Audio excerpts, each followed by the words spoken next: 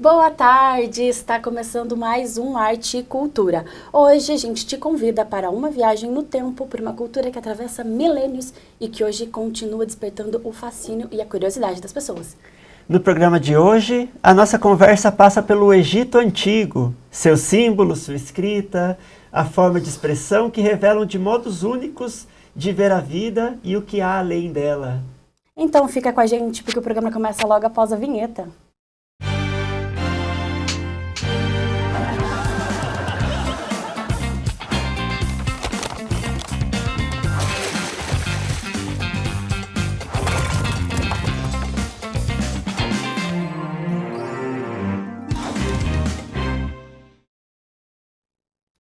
Olá! No programa de hoje a gente recebe a professora Vivian Terdardi, especialista em História, gerente cultural na Amorque e atua há mais de 20 anos no Museu Egípcio de Curitiba. E para quem não conhece, a AMORC é a organização responsável pelo Museu Egípcio Rosa Cruz, desenvolvendo estudos ligados à filosofia, simbolismos e ao conhecimento de civilizações antigas como o Egito. Seja muito bem-vinda, Vivian. É um prazer receber você aqui com a gente. Bem-vinda. Obrigada, Kathleen. Obrigada, Thiago, pelo convite. E pra gente começar, Vivian, quando a gente fala do Antigo Egito, muitas imagens vêm pra gente na nossa cabeça, faraós, as múmias, mas o que realmente foi a civilização egípcia?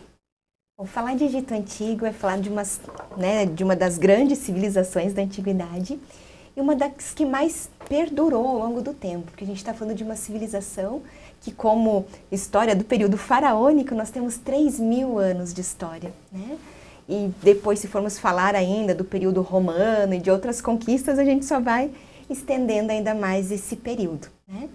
Mas então falar a respeito deles é a gente situar o homem mesmo na história. Como que começam as relações de poder, as relações do desenvolvimento da crença, né? A religião, algo fundamental para a civilização egípcia antiga. A gente pode falar de literatura, falar de matemática. Na verdade, então, é puxar cada assunto relacionado à história humana, a gente consegue situar junto dos egípcios antigos. Uhum.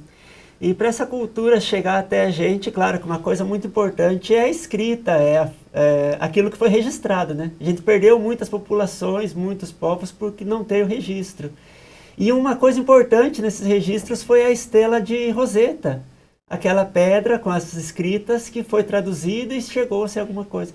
Então, qual que é a importância dessa escrita, dessa pedra para a cultura egípcia chegar até a gente hoje? Certo. Na verdade, a gente fala, né? Foi a partir, principalmente, da tradução, né? Da escrita hieroglífica, e que só foi possível a partir da estela de Roseta, é que a gente realmente passou a ter condições de compreender os egípcios antigos. Porque até o início do século XIX, enquanto essa língua não havia sido traduzida, se olhavam os monumentos, era possível tentar interpretações, mas sem compreender de fato, né? Tanto que a egiptologia, enquanto ciência, ela inaugura-se a partir da tradução da estela de Roseta em 1822, né? Pelo Jean-François Champollion. Mas o que esse artefato arqueológico ele tem de tão importante que possibilitou isso?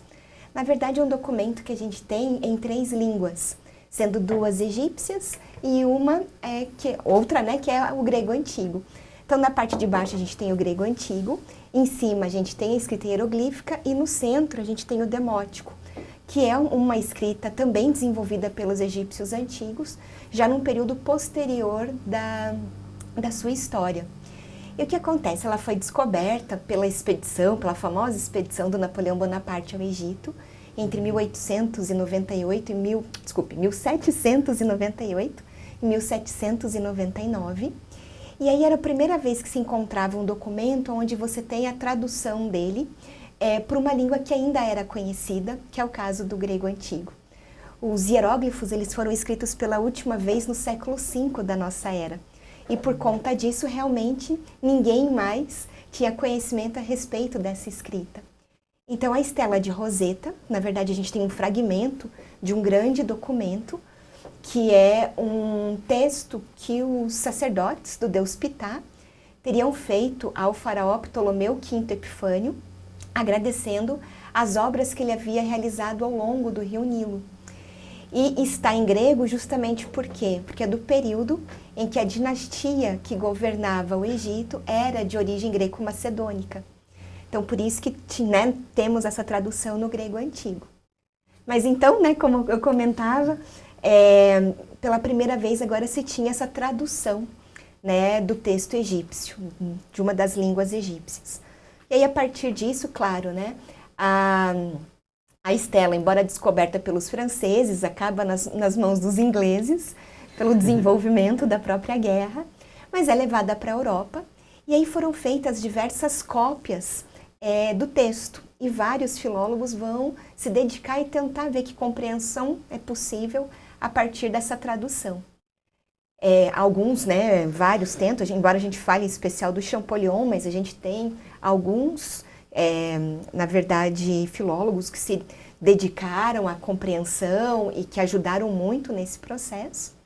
Até qual que foi a grande sacada do Champollion, Ele percebe que a escrita hieroglífica, ela tem símbolos que são fonéticos, assim como é a nossa língua, que um símbolo corresponde a um som, mas ele também percebe que a escrita hieroglífica, ela na verdade, ela é ideográfica, Então, ou seja, são símbolos que representam palavras, que também representam sons.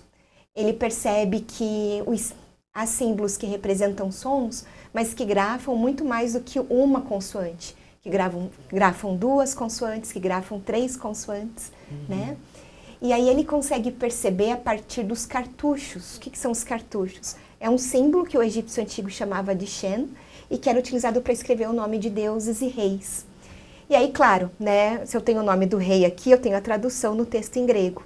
E como se tratava de um nome de um rei estrangeiro, Ptolomeu, ele teve a consciência de que cada símbolo representava um som. Então ele conseguiu isolar separadamente primeiro os símbolos relativos aos sons, qual que era o P, qual que era o T, E aí ele aplicou depois a mesma técnica com textos que ele encontra em obeliscos e que trazia também o nome de Ptolomeu e da Cleópatra VII. E depois ele tenta fazer isso com o nome de reis egípcios de fato, como Ramsés, como Totmés. E aí, então, com isso, ele consegue compreender essa escrita, que é uma escrita formada por símbolos ideográficos e fonéticos, E a partir disso ele inaugura, o processo justamente da busca pela compreensão da escrita e que depois outros egiptólogos, acabam trazendo uma grande contribuição. Mas, de fato, sem ela, pouco nós conheceríamos realmente sobre a história do Egito Antigo a partir dos seus próprios textos. E é interessante, porque eu acho que nós já nascemos nesse século e parece que é uma cultura tão importante, a gente estuda tanto, e pensar que há pouco tempo atrás, antes disso, não se tinha conhecimento nenhum praticamente, Conhecia ali as obras, conhecia os monumentos, mas não se conhecia a civilização egípcia, A gente está falando de 200 anos atrás, não é tanto tempo assim, para a tradução da escrita hieroglífica. E, de fato, a arqueologia ela foi se construindo ao longo do tempo, mas principalmente os séculos XIX e a primeira metade do século XX foram essenciais para essa compreensão que a gente tem hoje a respeito do Egito Antigo. Lívia, quando a gente fala das escritas, a gente também pega ali alguma coisa sobre o livro da vida, E como é que a escrita ela tá ligada com as crenças daquele povo?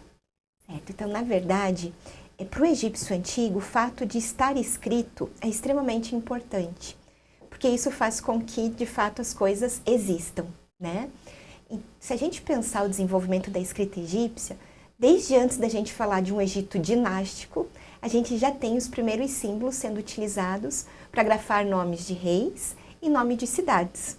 Não precisava-se cobrar impostos, Então, mesmo antes da gente ter o que nós entendemos como Egito, Ou como Kemet, que era como os egípcios chamavam a sua terra, a gente já tem o início da escrita que antecede ao período dinástico.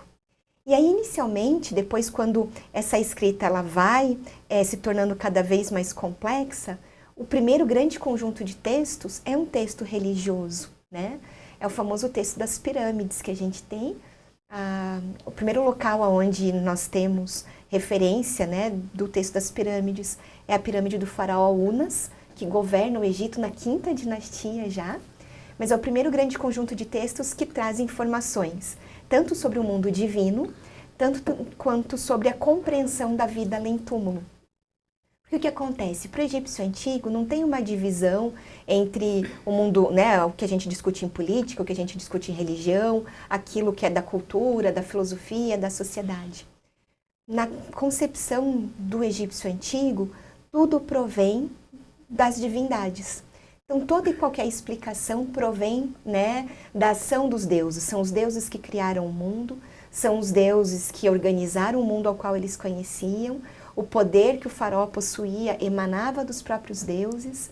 Então, a escrita, ela, de certa forma, ela demonstra isso, né? Ela reafirma essa condição. E depois dos textos religiosos, né? Que o texto das pirâmides ele é um texto funerário, mas também é um texto mitológico. Inclusive, né, as primeiras referências que a gente tem de como eles vão acreditar na criação do mundo também tem como referência o texto das pirâmides. Uma coisa bacana da gente comentar é que os egípcios não escreveram um livro canônico, onde a gente encontra todos os mitos, todas as explicações. Tipo a Bíblia. Isso. Eles não têm a né? Bíblia. Não, na verdade você tem escolas que funcionam nos templos e dependendo da localidade você tem versões diferentes, inclusive, para explicar a criação do mundo. E que eles conseguiam conviver muito bem com versões diferentes, mas que em algum momento acabavam se complementando. Né? Você falou de complementar, eu estava pensando nisso, porque hoje em dia a gente divide tanto a religião e a ciência.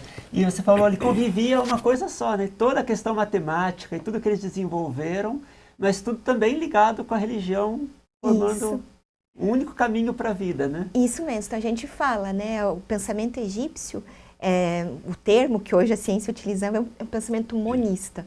Ou seja, tudo faz parte de um mundo só, que está interligado. Né? E o que interliga tudo? A própria ação das divindades. Então, se a gente fala de vida e morte, para eles também não tem muito essa separação. Porque você também está falando de uma ação que está ligada aos deuses. Né? Então, quando a gente fala, né, mesmo depois acredito que vocês vão perguntar de mumificação, ou como mesmo você falou, né, sobre o livro, o texto das pirâmides, não tem muito essa diferença, porque depois da vida aqui no meio material, a vida vai ter continuidade, né? Então, da onde que eles tiram essa referência? Vamos pensar, eles viviam num deserto, né? Da onde eles dependiam das cheias do Nilo para que eles tivessem a área fértil. E o que acontece? Essa realidade ela é cíclica, porque eu tenho o período de cheias, o rio volta ao curso normal, aí você tem um momento em que as plantas germinam, crescem e depois volta, né? Então, é como se a própria natureza, ela nasce e morre, e é cíclica. O que nada mais é do que o dia, né? Ra nasce, né? E Ra depois, que é o Deus Sol, vai fazer uma viagem pelo outro mundo. Também é o início e o fim. E, então, vida e morte está relacionado aos ciclos da natureza. E, de certa forma, os deuses são forças da natureza. Então, é dessa maneira que eles vão buscando compreender o mundo. Por isso que não tem essa divisão. Política, filosofia, psicologia, tudo faz parte de uma explicação única que está ligada à vontade e à ação dos deuses. Né? Caramba, que aula! Agora, Vivian, para dar aquela respiradinha, a gente vai para o quadro que a gente mais ama nesse programa, o ping-pong.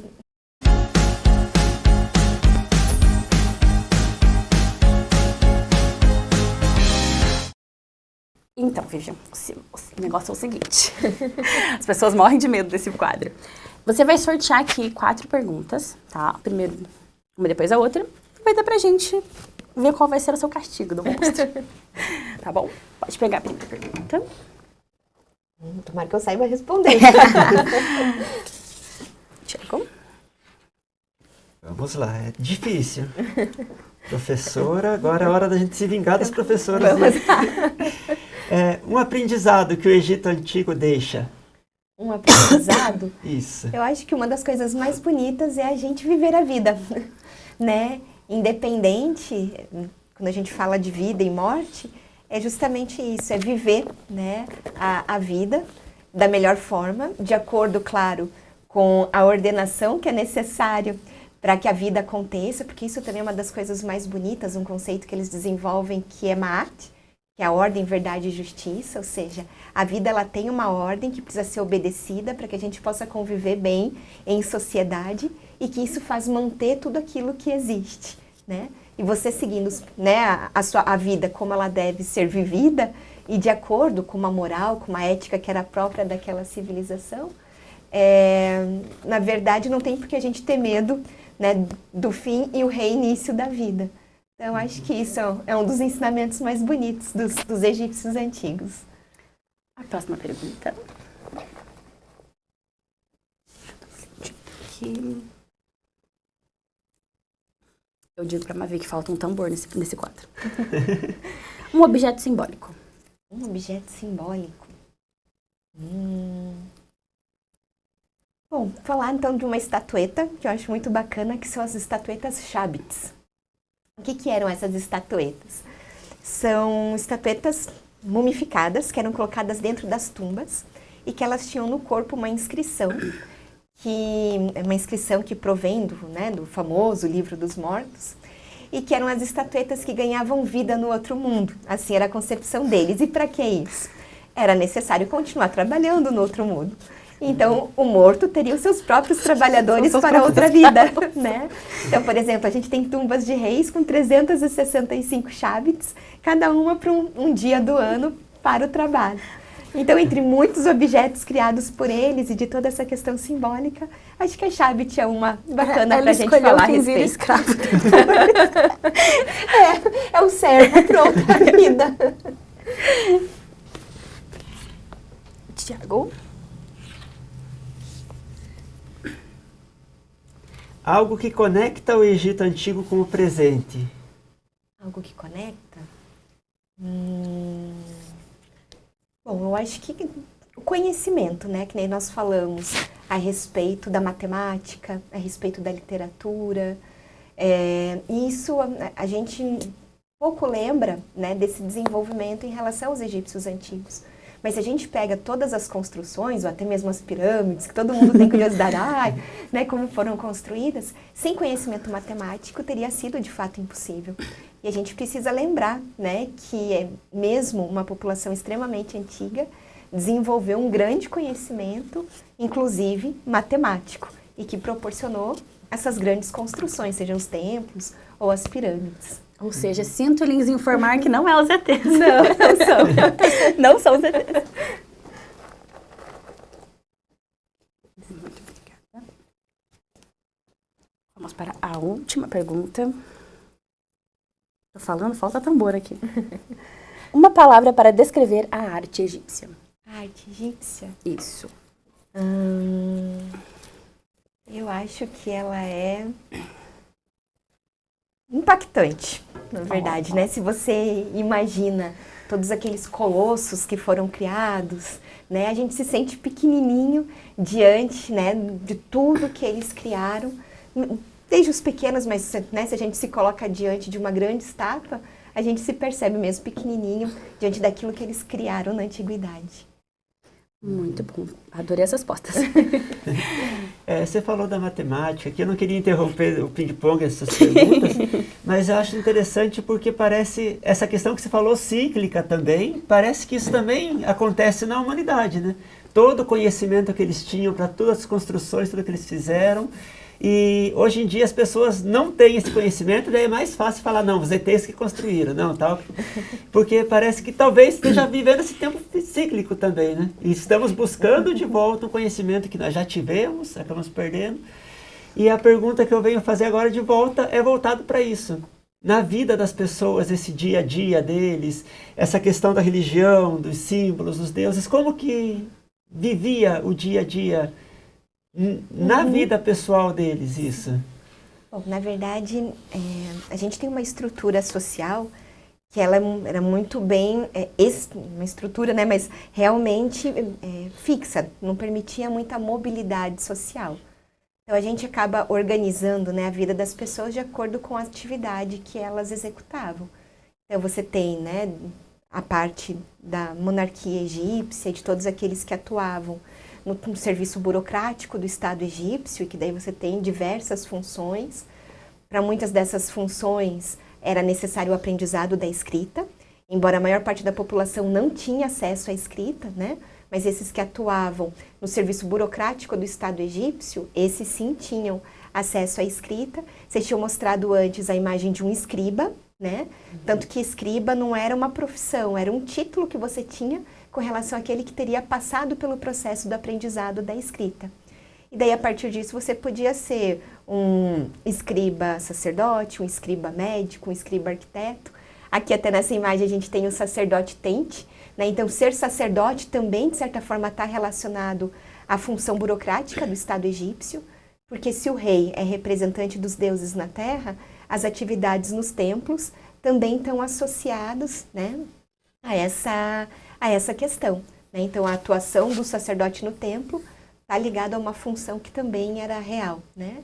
Mas você também tem a classe dos militares, né? Essa parte, como eu falava, então, dos escribas, né? Que você pode ser médico, pode ser arquiteto, ou seja, desenvolver diversas outras atividades. Temos os artesãos, né? Mas a maior parte da população mesmo são camponeses.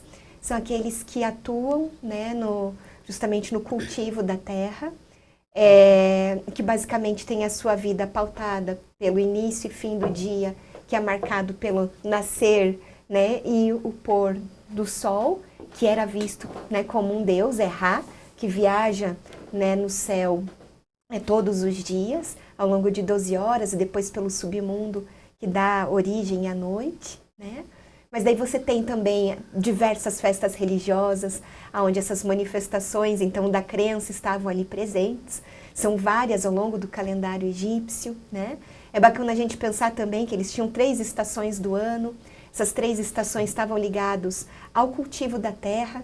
Então, você tem o início do ano em julho, né? Para o egípcio, por quê? Porque é o momento do início das cheias. Então, você vai ter a estação das cheias, depois o período do plantio e depois o período da colheita.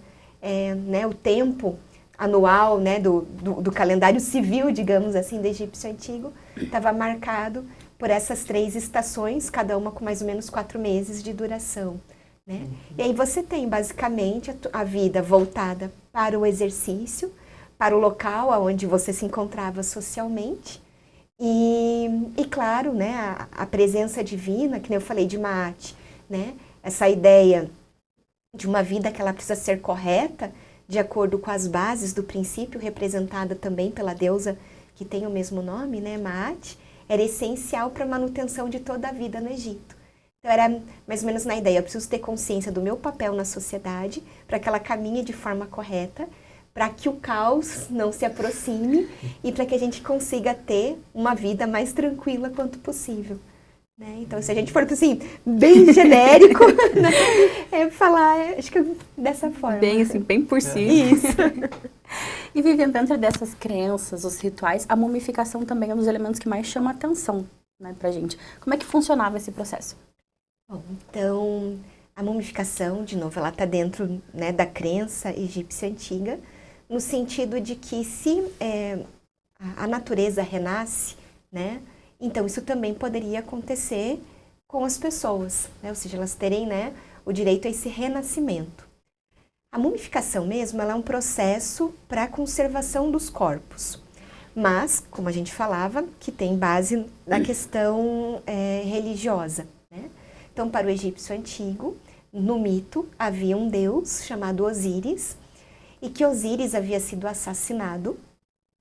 E foi possível, né, a partir do assassinato e de um processo que foi desenvolvido por um outro deus chamado Anubis, que mumificou o deus. Né? Osíris teria sido o primeiro rei do Egito.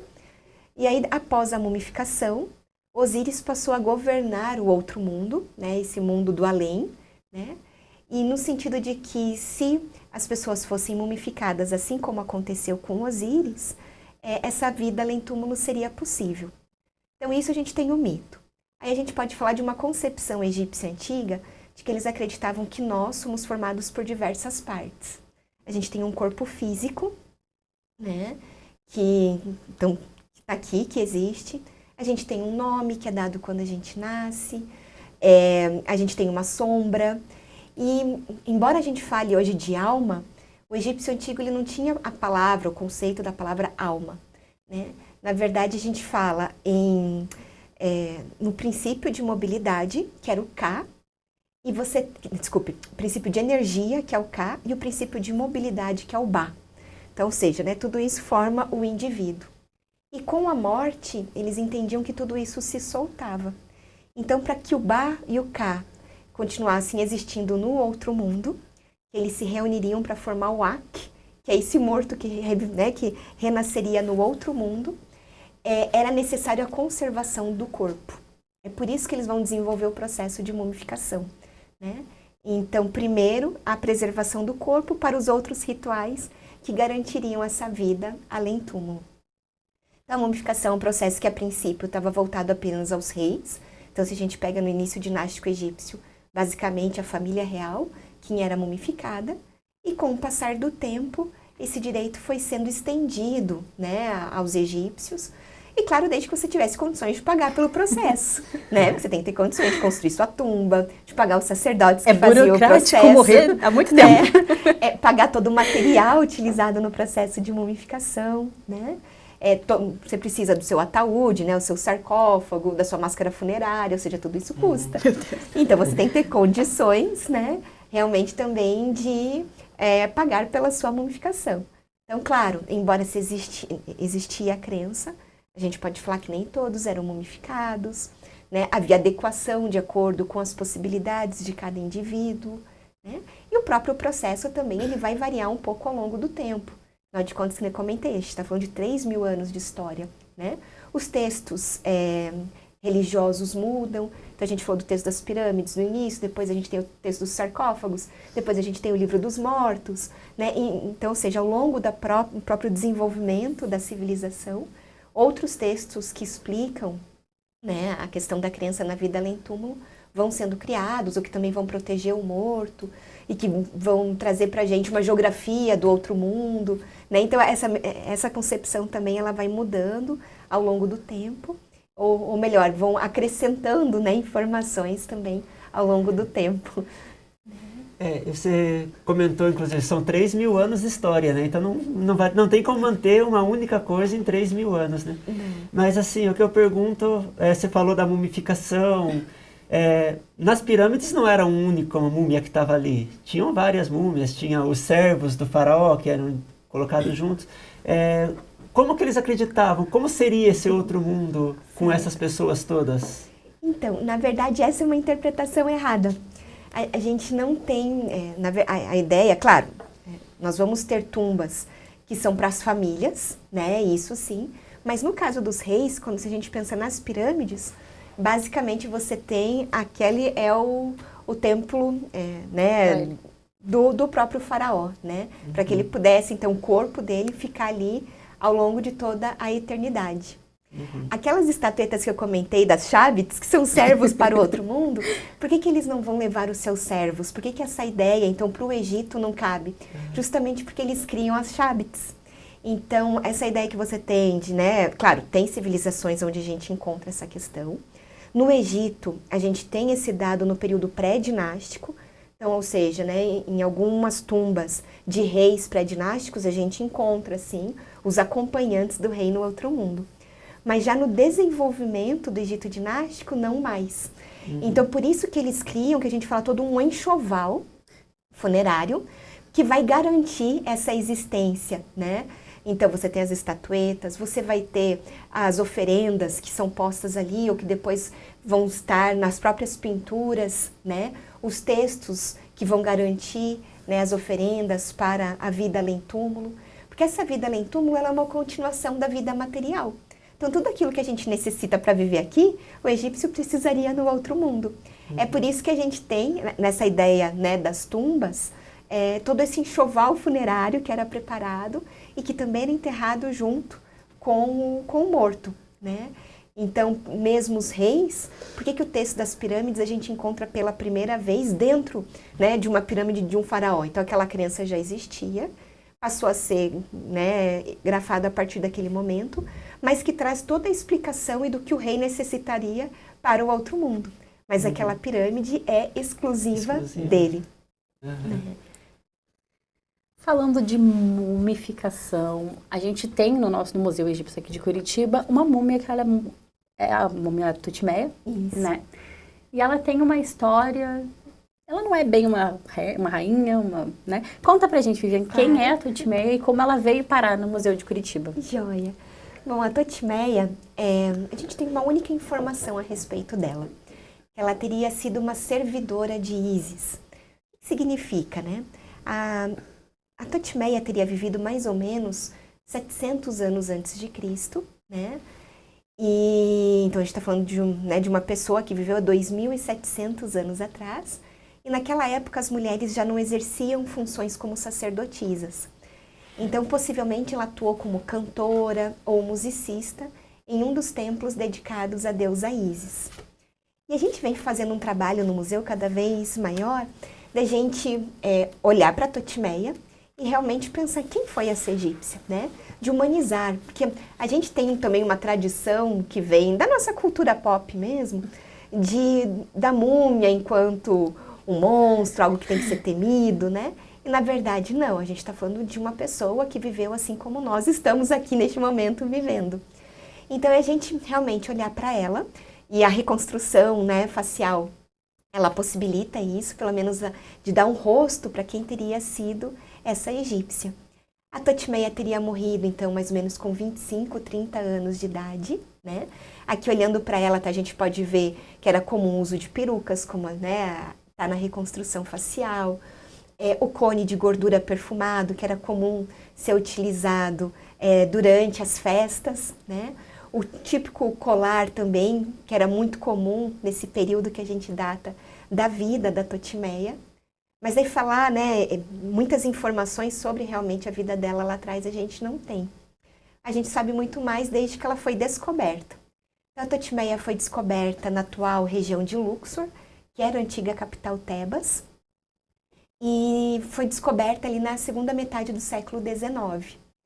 E a gente sabe a respeito dessa história dela a partir de um livro que um secretário norte-americano, que vai receber a Tutmeia lá no Egito, conta pra gente, né, o Samuel Sullivan Cox, que ele estava em visita ao Egito e recebe do pachá egípcio, na época, 2 múmias.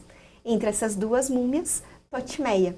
E aí, então, ele trouxe Tutmeia para os Estados Unidos, na segunda metade do século XIX.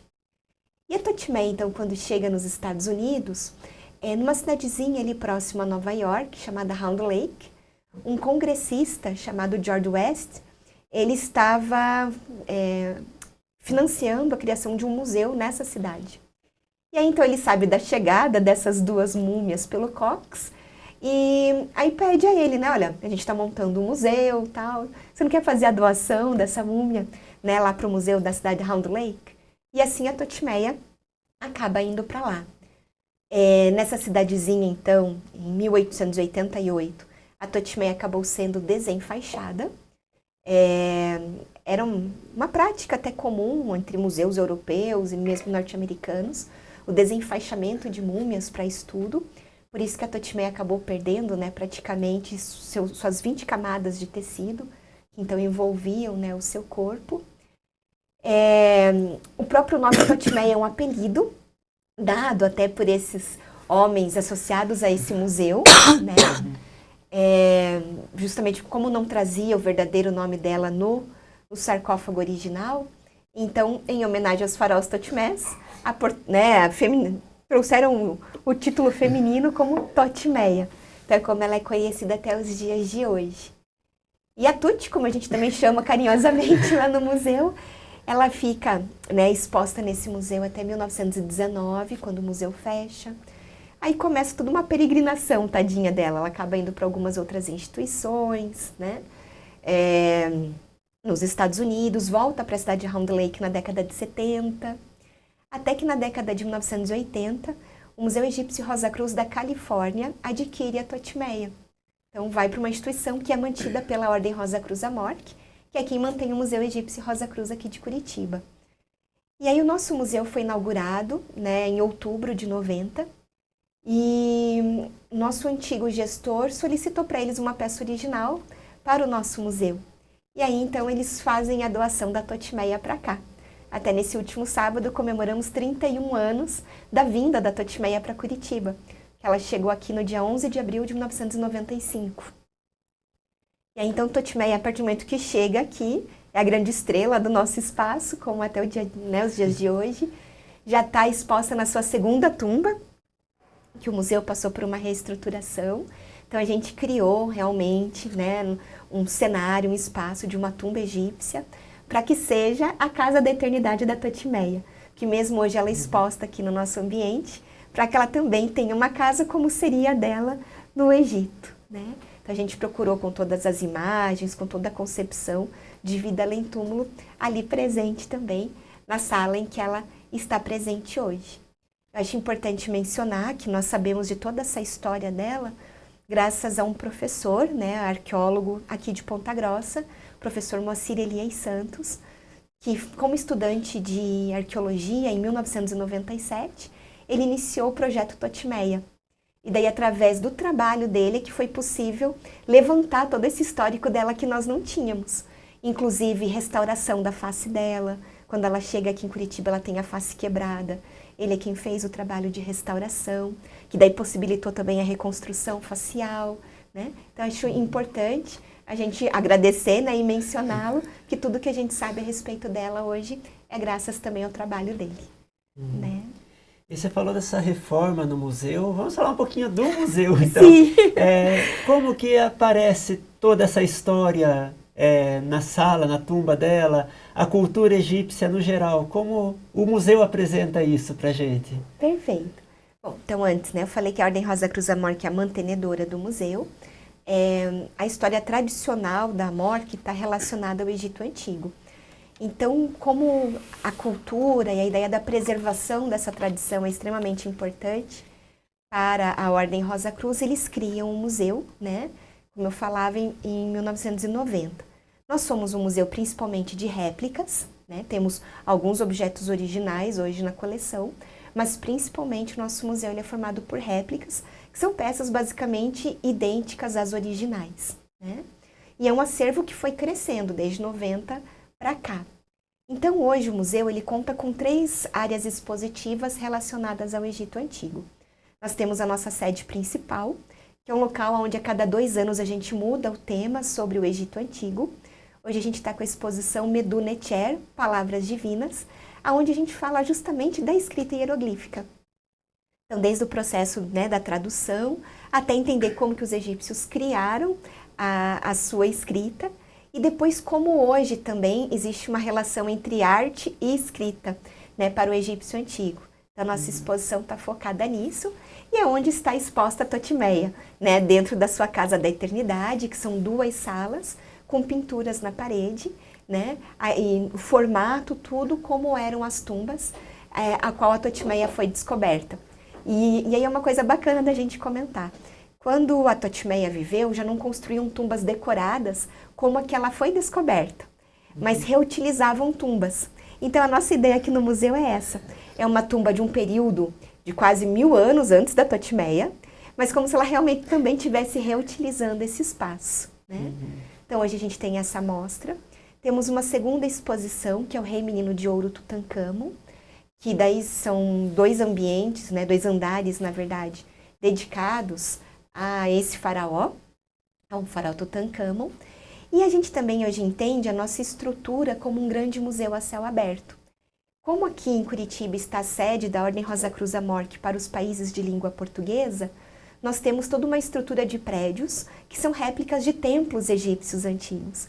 Então, quando a pessoa já chega no ambiente, ela já está ambientada no Egito, né, no Egito Antigo. E a gente tem uma área que é um jardim, onde também foi construída uma avenida de esfinges, a gente tem um pequeno templo, temos um obelisco, né, temos plantas relacionadas ao Egito Antigo. Então, também que o visitante tem contato com essa parte um pouco monumental mesmo da história do Egito Antigo ao visitar esse espaço. Né? Então, hoje o museu conta com essas 3 áreas de visitação. Inclusive a planta que de onde é feito o papiro, né? Isso mesmo. Ali.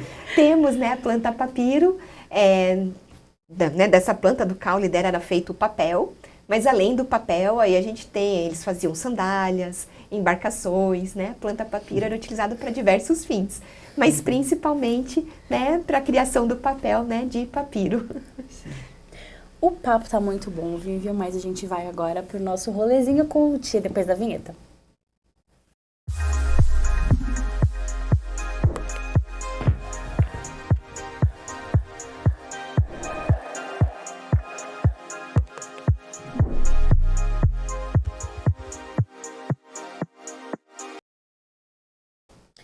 O Sesc Campinas promove um clube de literatura voltado para pessoas idosas, com encontros que incentivam o diálogo a partir da literatura.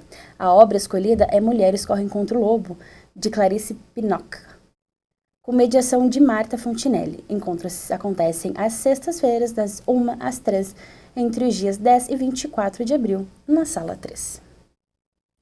No dia 18 de abril, a Caixa Cultural de Curitiba realiza uma visita guiada com a artista Luísa Urban, pela exposição As Coisas que Escapam, a sua primeira individual. A mostra propõe uma reflexão sobre o tempo, a materialidade e os vestígios do cotidiano. A visita acontece às 15 horas, tem duração de 90 minutos e a entrada é gratuita, com retirada de senhas 30 minutos antes. O Teatro Dragão do Mar, em Fortaleza, recebe o espetáculo Drama Cuspido e Escarrado, na plataforma Sindra. A performance mistura circo e artes visuais para provocar o público e questionar os limites entre o belo e o estranho, explorando o corpo, o movimento e elementos simbólicos em cena. A apresentação acontece no dia 22 de abril, sempre às 7h30. Os ingressos custam entre 20 e 10 a meia. O Cine Sesc de Tocantins apresenta a mostra Memórias, Culturas e Territórios, com uma seleção de filmes que propõem reflexões sobre a diversidade cultural e diferentes formas de viver e ocupar os espaços. A programação reúne produções do Brasil, Estados Unidos, Finlândia e Cuba. E as sessões acontecem todas as quintas-feiras de abril, sempre às 19h30, nas unidades do Sesc nas cidades de Palma, Araguaína e Gurupi. A entrada é gratuita. Olha, nossa agenda está bem repleta de muitos eventos durante todo o Brasil inteiro. Aliás, Vivian, o que tem no museu nos próximos dias? Bom, então a gente, né, além das nossas exposições, a gente agora para maio, nós realizamos um evento que já é tradicional ali no museu, que é o Feliz Dia da Múmia. A gente organiza durante a Semana Nacional de Museus, né? E basicamente são oficinas para crianças. E esse ano a gente vai falar das múmias pré-colombianas, porque nós temos na coleção, além de Totimeia, nós temos também a Wanha, que é uma múmia, né, um bebezinho mumificado de forma natural que faz parte da coleção. Embora não seja egípcia, mas como em Curitiba a gente foi conhecido como Museu da Múmia, a gente recebeu essa doação também. E deu uma oportunidade para a gente falar de outros povos que realizavam o processo de mumificação.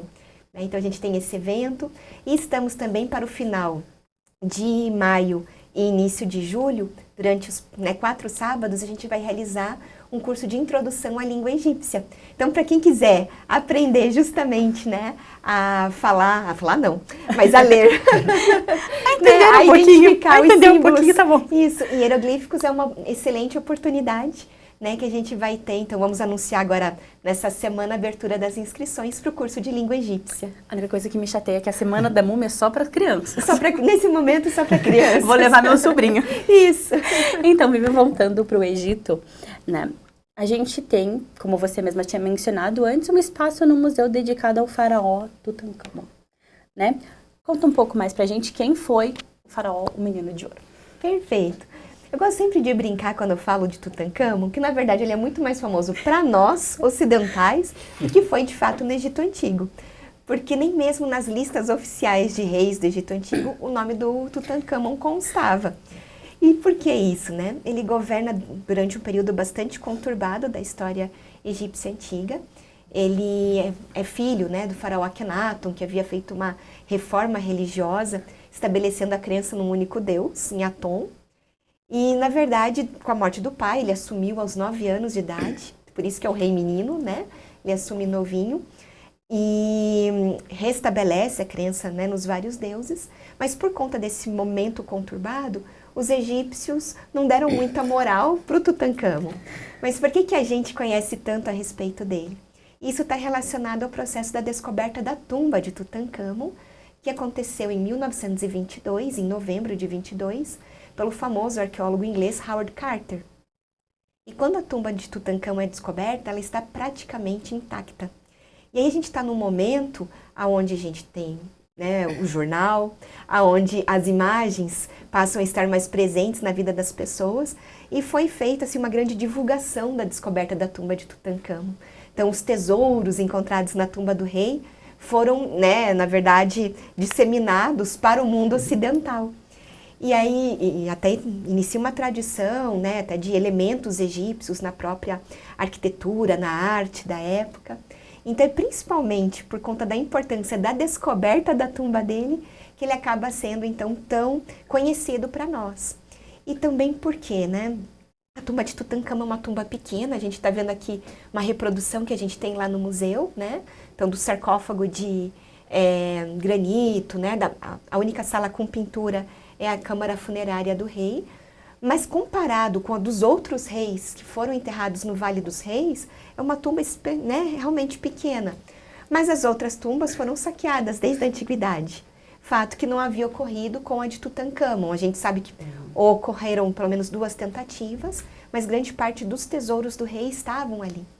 E isso também ajudou a pensar quais eram os objetos que eram levados para as tumbas reais e também o que não tinha em tumbas, como dos Ramsés, dos Totmés, né, e outros grandes reis do período do Reino Novo, que foi o período de vida de Tutancâmon. Mas lá no museu, então, a gente conta a história da descoberta da tumba dele. Aí falamos a respeito, né, a partir dos objetos encontrados na tumba, o que a gente pode conhecer sobre a função do rei. Então, por exemplo, a gente tem uma biga na coleção, né, a gente tem os tronos que foram encontrados, né, na tumba dele, a reprodução está aqui. Essas reproduções foram, inclusive, feitas no Egito, né, pelo Supremo Conselho de Antiguidades. E depois, no segundo andar da exposição, a gente conta sobre a concepção de vida além túmulo, né, até chegar realmente a visita na tumba de Tutancâmon, para conhecer ele como rei estava, né, como foi encontrado, como estava enterrado. E na exposição ali, existe muita diferença entre a exposição desse rei e a exposição fixa do museu? Dá para ver essa diferença de tempo de uma para outra? Dá sim. Né? Elas são diferentes, assim. Claro, tem alguns elementos que acabam recorrendo, porque são temas, né, que não são específicos sobre o faraó em si, né? Embora tenha objetos que são próprios dele, mas que você encontra para outras pessoas, né? Mas o que chama atenção na exposição do Tutancâmon é aquela ideia mesmo, que a gente também tem muito presente no nosso imaginário, que são dos objetos dourados, da questão do ouro. Porque, claro, a gente está falando de objetos que foram feitos para um rei na sua outra vida. Então, nós temos os ataúdes, que diferente das pessoas comuns, eles são folheados a ouro. Né? A gente tem o relicário, que cobria, né, o próprio o sarcófago do rei, também dourado, né? Então, essa ideia que a gente tem, né, dos objetos folheados a ouro estão bastante presentes nessa ala da exposição, já que a gente está falando, né, de objetos que pertenceram a um rei. Se a gente olhar o ataúde, ou os ataúdes que estão na exposição do outro lado, eles eram feitos de cartonagem. Para mim, são tão bonitos quanto, mas não são feitos de prata, de ouro, né, como a gente encontra associado ao rei. Né? Então, eu diria que essa é a principal diferença que a gente tem, né? Claro, além do tema, né?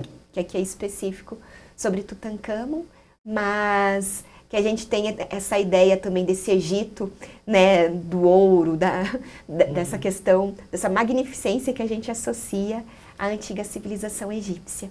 Né? Viviane, você comentou que o Tutancâmon, ele foi para o trono novo, com 9 anos. Quanto tempo durou esse reinado dele?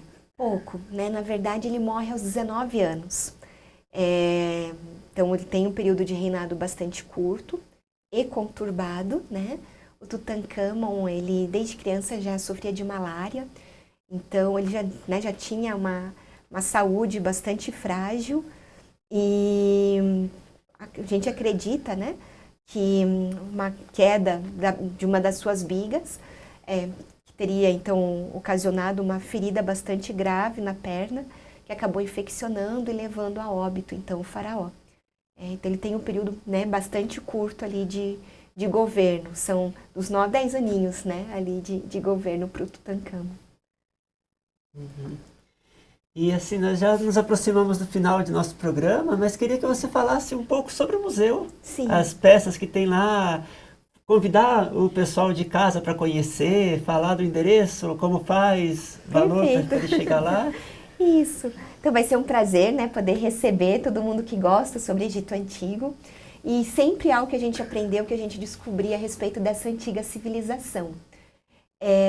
Então, né, como eu comentava, ali a gente vai encontrar diversos objetos sobre o dia a dia, sobre, né, a crença nas divindades, sobre o poder dos reis, sobre mumificação, né? Além de conhecer Totimeia. Nós temos hoje alguns objetos relacionados, que são originais também. Temos uma exposição que conta essa história da Totimeia que eu acabei de comentar com vocês. Então, a gente tem um espaço extremamente rico, né, para quem quer mergulhar na história do Egito Antigo. O museu ele funciona de terça a domingo, de terça a sexta das 10 às 5h30 e sábados, domingos e feriados das 10 às 17. E a venda de ingressos e acesso às exposições acontece sempre até 1 hora antes do horário de encerramento. E a pessoa precisa mesmo ali pelo menos de 1 hora, 1h30 para conseguir percorrer toda a nossa área, né, expositiva dividida nesses 3 ambientes. Nós temos, né, no nosso site a nossa bilheteria online, mas para quem preferir também pode adquirir os ingressos no local. E como eu falei, né, para a gente vai ser sempre, né, um prazer receber todos aqueles que querem aprender sobre o Egito Antigo. É importante a gente falar que os museus são espaços que estão sempre em construção e a gente sempre encontra maneiras diferentes de estar abordando, então, essa antiga civilização, né?